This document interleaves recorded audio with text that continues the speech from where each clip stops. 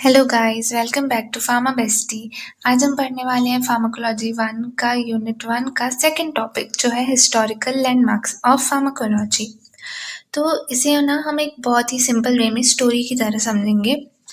तो देखो, historical landmark मतलब क्या कि फार्माकोलॉजी जो है मतलब नॉलेज ऑफ ड्रग्स जो है ये हमें कैसे कैसे हिस्ट्री से कैसे कैसे उसमें एडवांसमेंट होती आई, हमें कैसे कैसे नॉलेज हमारी जो है फार्माकोलॉजी की तरफ वो बढ़ती गई, ये हमें जानना है।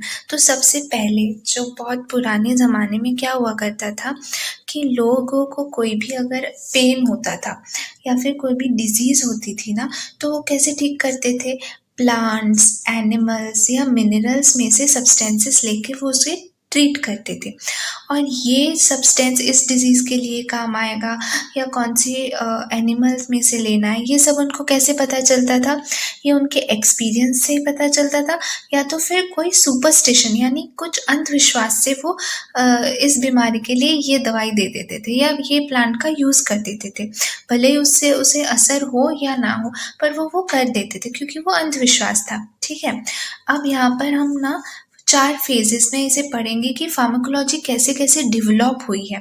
तो हमारे सबसे फर्स्ट फेज में क्या हुआ करता था, लोग क्या करते थे, कोई भी अगर इंसान है सपोज़ और ये बीमार हो गया, तो लोग ऐसा समझते थे कि इसको ना किसी शैतान का साया पड़ा है या कोई बुरी चीज़ हुई या फिर भगवान ने इसको सज़ा दी है। तो ये इसको ठीक करने के लिए क्या करते थे, कोई भी नॉक्शियस प्लांट या फिर एनिमल के सब्सटेंस इसको दे देते ताकि ये ठीक हो जाए या फिर इसमें से वो साया उतर जाए।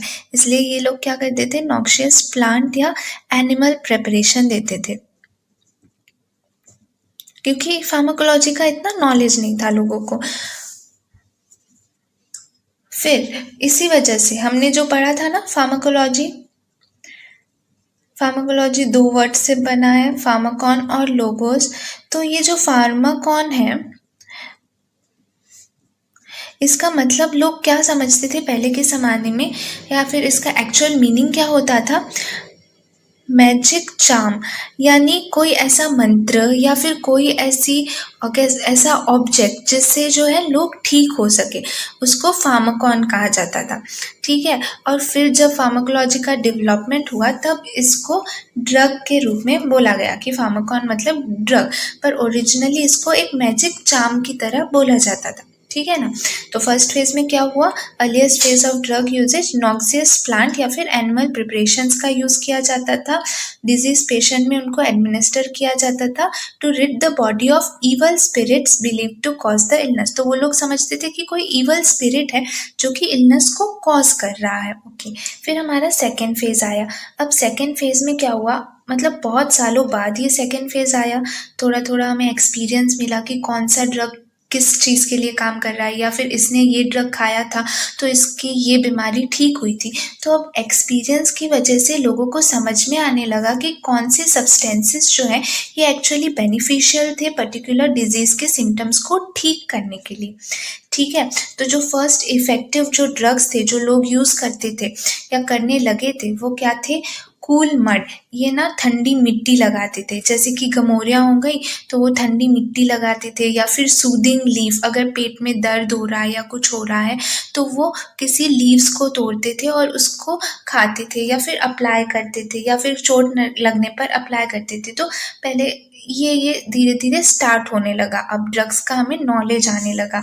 फिर बहुत सेंचुरीज बाद क्या हुआ, हमने थेराप्यूटिक वैल्यू जो है नेचुरल प्रोडक्ट्स की वो समझी ट्रायल एंड एरर से, यानी किसी को कुछ हुआ तो हमने पहले वो ड्रग दिया, फिर उसको ठीक नहीं हुआ तो हमने बोला ये इसको काम नहीं आएगा, अब ये नेक्स्ट टाइम नहीं देना है। फिर दूसरा कुछ ड्रग यूज़ किया, अब ये काम आ रहा है तो हमें ये यूज़ करना है जब भी हमें ये सिम्टम्स होता है। ठीक है? तो ऐसे ट्रायल एंड एरर करके हमें थेराप्यूटिक वैल्यू पता चली नेचुरल प्रोडक्ट्स की। अब हम बात करेंगे अलग अलग जगहों पर क्या क्या होने लगा, जैसे कि इजिप्ट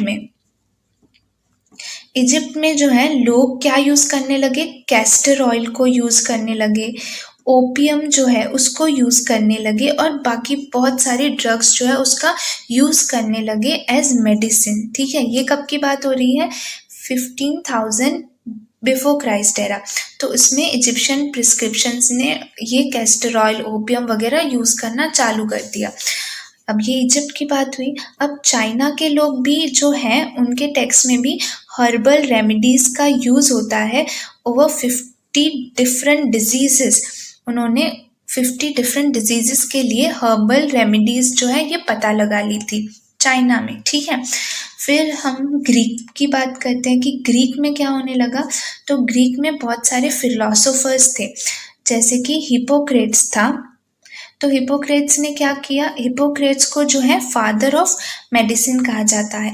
और ये जो था उसने ग्रीक में सब लोगों को बताया कि जो बीमारी है वो कोई शैतान का साया या फिर भगवान का जो शाप नहीं है, बट वो एक अबनॉर्मल कंडीशन है बॉडी का, और कुछ नहीं, ठीक है। वैसे ही जो एरिस्टोटल था वो भी एक ग्रीक फिलोसोफर था, और उसने भी बहुत सारे सुपरस्टिशंस, अंधविश्वास को डिस्कार्ड कर दिया, कि बोला कि ये ऐसा कुछ नहीं होता है, ये सिर्फ अंधविश्वास है। वैसे ही ग्रीक का और एक आर्मी सर्जन था जिसका नाम था डायोस्कोरिड्स। उसने क्या किया, अब ये जहाँ जहाँ जाता था ना अपनी रोमन आर्मी के साथ, तो वहाँ से वो जो है मेडिसिनल प्लांट्स को कलेक्ट करता था और उनको स्टडी करता था, और ऐसे कर करके उसने 600 मेडिसिनल प्लांट्स को स्टडी किया था।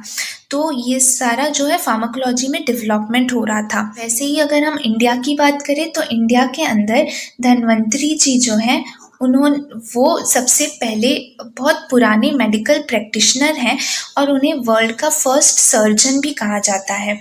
उन्होंने जो है बहुत सारे हर्बल बेस्ड क्योर्स और नेचुरल रेमेडीज़ को परफेक्ट कर लिया था, उनको पता चल गया था। और उन्होंने ही जो है टर्मरिक की हमारे एंटीसेप्टिक प्रॉपर्टी और जो सॉल्ट है उसकी प्रिजर्वेटिव प्रॉपर्टी के बारे में पता लगाया था और हमें बताया था, और वो अपने इलाजों में भी उसका यूज़ करते थे। जो भी पेशेंट को ट्रीट करना होता था उसमें भी उन्हें यूज़ करते थे। वैसे ही इंडिया में सुश्रुत और चरक जी थे जिन्होंने बहुत सारे हमें ऐसे रेमेडीज़ दिए हैं या फिर मेडिसिनल यूजेस दिए हैं, और इसीलिए हमारे पास सुश्रुत संहिता और चरक संहिता भी है, जो इन लोगों ने वो बुक्स लिखी थी जिसमें इनके जो भी इन्होंने डिस्कवर किया था वो सब लिखा हुआ है, और आज भी आयुर्वेद में उसे यूज़ किया जाता है। अब आते हैं हमारे थर्ड फेज की तरफ। अब थर्ड फेज में क्या हुआ, और भी ज़्यादा डेवलपमेंट होने लगा फार्माकोलॉजी में, और अब यहाँ पर हम केमिस्ट्री और फिजियोलॉजी को भी समझने लगे, बॉडी की फिजियोलॉजी को और ड्रग्स की केमिस्ट्री को भी हम समझने लगे। तो इसने राइज दिया न्यू साइंस ऑफ फार्माकोलॉजी को। जो बिगनिंग था इस एरा का, इसमें क्या होने लगा, हम सबसे पहले तो जो प्लांट्स हैं हमारे उसमें से आइसोलेट करने लगे ड्रग को। तो यहाँ पर आइसोलेशन हुआ प्योर ड्रग कंपाउंड्स का। अब हमने उस ड्रग कंपाउंड को आइसोलेट किया है, अब हम उसको टेस्ट करना, उसका भी जो टेस्ट होता है उसका डेवलपमेंट होने लगा। तो जो एक्सपेरिमेंटल मेथड्स थे टू स्टडी दीज कंपाउंड्स, उनका भी यहाँ पर डेवलपमेंट होने लगा। ये सब थर्ड फेज में हो रहा है बहुत सालों बाद। जो आइसोलेशन है मॉर्फिन का ओपियम में से, इसके बाद और भी ज़्यादा ड्रग्स का आइसोलेशन हुआ प्लांट्स में से या एनिमल्स में से। तो इस सब ने एक बहुत ही diverse variety of pure drugs जो है उसको प्रोवाइड कर दिया हमें फार्माकोलॉजिकल एक्सपेरिमेंटेशन के लिए। जब देखो प्लांट्स में हमेशा से ड्रग्स तो होती हैं, मेडिसिनल प्रॉपर्टीज़ तो होती हैं, पर अब कौन सा जो है, जैसे कि मॉर्फिन जो है ये प्लांट ओपियम में हमेशा से था, अब सिर्फ ओपियम में मॉर्फिन तो नहीं रहेगा, और भी ज़्यादा दूसरे केमिकल्स रहेंगे। अब हमें सिर्फ मॉर्फिन चाहिए हमारे इलाज के लिए, तो इससे जो आइसोलेट किया हमने, तो वो हमारे लिए एक बहुत बड़ी अचीवमेंट थी, ताकि ये मॉर्फिन हम ड्रग में डाल के उसको यूज़ कर सकें, ठीक है ना। वैसे ही इस मॉर्फिन जो है हमें कैसे पता चलेगा कि ये मॉर्फिन ही है और कुछ नहीं है, तो इन सब के लिए हमें एक्सपेरिमेंटल प्रोसीजर चाहिए होगा, तो उसका भी डेवलपमेंट होने लगा थर्ड फेज के अंदर, और इसने बहुत ज़्यादा एडवांसमेंट हुआ फार्माकोलॉजी में।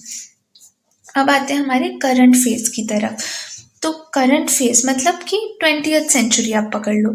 तो जो गोल था फार्माकोलॉजी में, अब आइसोलेट भी होने लगे सब्सटेंसेस, हमें डिजीज़ का पता चला, उनके मैकेनिज्म ऑफ एक्शन का भी पता चलने लग गया। तो यहाँ पर फार्माकोलॉजी जो है उसका गोल क्या था, mechanism by which drugs interact with biological systems. Drugs जो है हमारे बायोलॉजिकल सिस्टम में कैसे इंटरेक्ट कर रहे हैं ये हमें जानना था। कौन सा ड्रग किसके लिए काम आता है ये सब हमने पहले के फेज में जान लिया। अब यहाँ पर जो है ड्रग्स कैसे काम करते हैं वो जानना था हमारा गोल, और उस ड्रग का रैशनल यूज सही से हम यूज कर पाए डायग्नोसिस और ट्रीटमेंट के लिए डिजीज के, ये हमारा मेन गोल था। गोल के चलते हमने 20th सेंचुरी में कौन कौन सी डेवलपमेंट किए, जैसे कि हमने आइसोलेट कर लिया इंसुलिन को फॉर डायबिटीज, फिर डिस्कवरी की हमने anti microbial and anti neoplastic यानी एंटी कैंसर ड्रग्स की, और यहाँ पर मॉडर्न साइकोफार्माकोलॉजी यानी जो ब्रेन में काम करते हैं ड्रग्स, जो हमारे मूड्स फीलिंग्स के ड्रग्स होते हैं उनका भी हमने यहाँ पर स्टडी जो है या फिर डिस्कवरीज जो है ये चालू कर दी।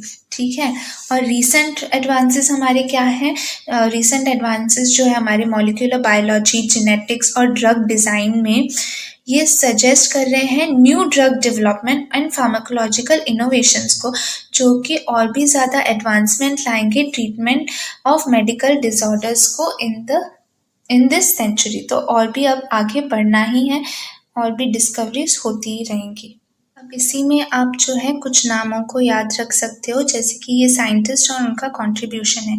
तो जो सर ऑसवर्ल्ड श्रिम्बर्ग है उन्हें फादर ऑफ फार्माकोलॉजी कहा जाता है, उनका कंट्रीब्यूशन आप याद रख सकते हो। वैसे ही जो फादर ऑफ इंडियन फार्माकोलॉजी है वो सर रामनाथ चोपड़ा है, और जो फादर ऑफ मॉडर्न फार्माकोलॉजी है वो है सर जेम्स ब्लैक।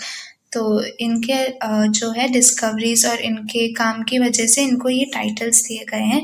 तो ये भी आप हिस्टोरिकल लैंडमार्क्स में ऐड कर सकते हो। ठीक है।